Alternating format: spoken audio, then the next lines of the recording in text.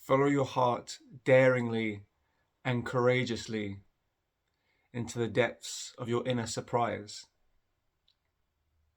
Be sensitive to this inner desire, this inner nature and drive,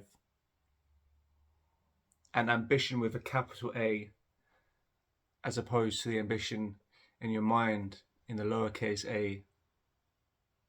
This distinction is the difference between a destiny achieved and not.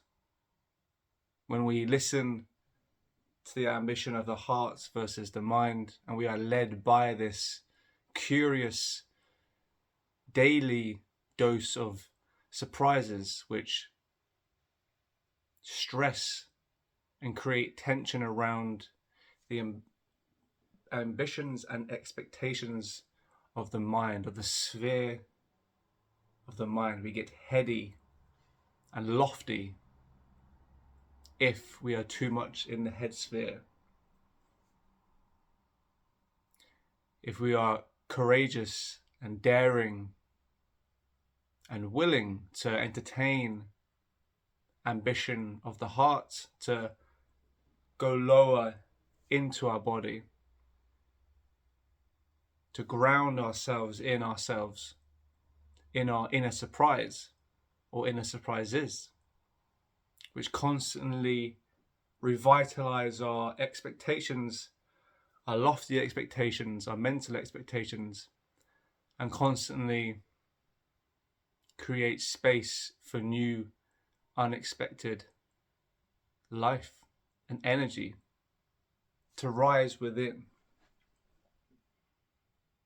As the heart is the master of what is and the mind of what will be. And if you exist constantly in a state of what will be, you never will. Whereas the heart is always as is. The mind ideally is the artist of the inspiration of the heart. If the mind uses its own sense of inspiration based on what will be, it proves unfertile. This is the difference and the distinction between a destiny achieved and not. Are we courageous, willing, daring to deny the safety and the comfort of expectation, and to step into the depths of ourselves, to trust a wisdom lower down our body, to vacate the lofty enterprise of the mind, if but for a moment, and to feel and nurture, to create space for something new and ultimately surprising. It is always a surprise. Always. That is the point. What will be, as the mind says, is expectation, is known, is certainty, is clarity. The heart does not deal in this, does not operate in this way. Its wisdom is not realized or experienced in this way. And so there is an element of humility, of embracing the limitations of the mind in this relationship, in this dynamic, with a wisdom lower down our body, below the mind, below our nose. Often the mind looks down upon this wisdom. It looks down upon it and judges it as lower, because this wisdom doesn't know. This wisdom isn't clear. Whereas the mind is clear of expectations and ambitions and what will be, and it looks down upon lower wisdom arriving from lower portions of our body. And so we have to adopt a state of humility with ourselves, to not look down blow our nose with judgment at our lower forms of wisdom, and to hold space, to be open, to be daring and courageous, and thus willing to perform the wonders that emerge within.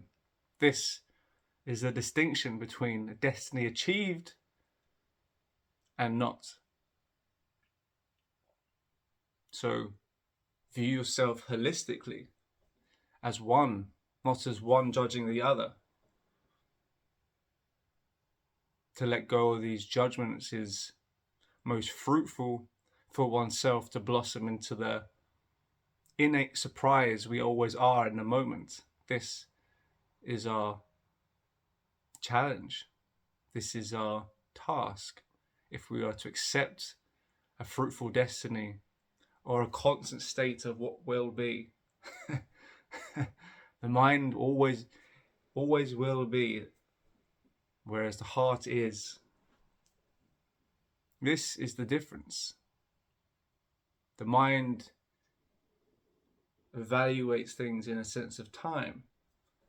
When this happens, when I've worked X amount of hours, once I've achieved X amount in Y amount of time, the case of what will be. Whereas the heart is ever ready and ever iridescent and expressive at all times, knowing as it knows itself far more than the mind judgments of it. And we are rife with judgments to this wisdom, as the loftiness of our mind is drunk on ambition and pride, which is where humility is a necessity. To step back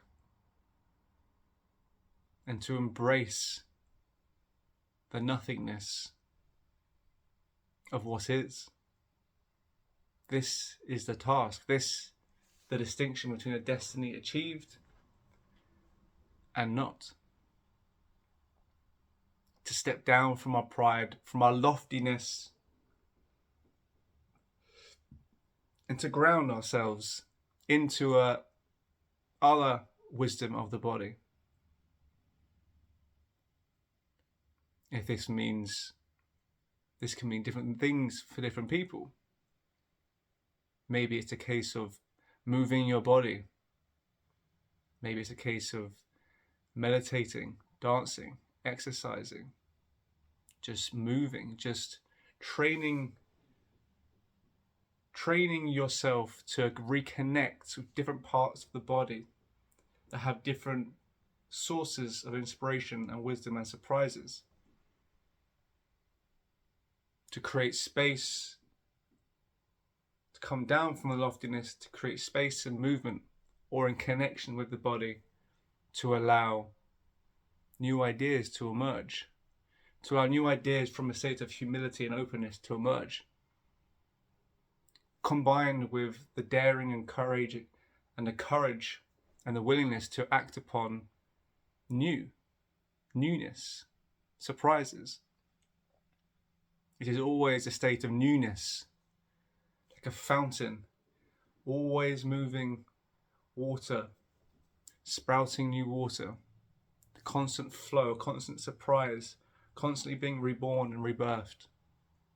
This is the state of what is, of the heart of bodily wisdom sprouting forth fervently in the present moment. So whatever works for you to create space, to create connection with your body through movement, through stillness, understanding that both are intertwined and one of the same, and to play with both, to be still and to move with your body, is to play with one, is to play the holistic wisdom of your body, whether that's laying still consciously with your hands on different areas of your body that feel pertinent to the present moment. Or, alas, if you feel the urge to move, to dance, to play a sport that you've not played since you were young, to even move creatively, just to be creative with your hands, your pen, a brush, just without thinking. Just allow your body to emerge, to sprout forth, to provide and to express inner surprise. These dynamics of stillness and motion of the body are important to reviving, unearthing, and inspiring this source of wisdom, which we must learn to not judge with our lofty mind and sober our drunkenness of conviction and ambition and of knowing. It's not all about knowing, it's about knowing in moments and exploring. It is about playing as well as acting on concrete goals versus exploring the infinite potential of the now, the what will be versus the what is, the mind and the heart. This is the creative potential of the wholeness of ourselves. To be in heavens, in the loftiness of the mind, and to be rooted in the earth, in a playful wisdom of the body. These are the tools, the fruitful tools of an integrated human. So, good luck.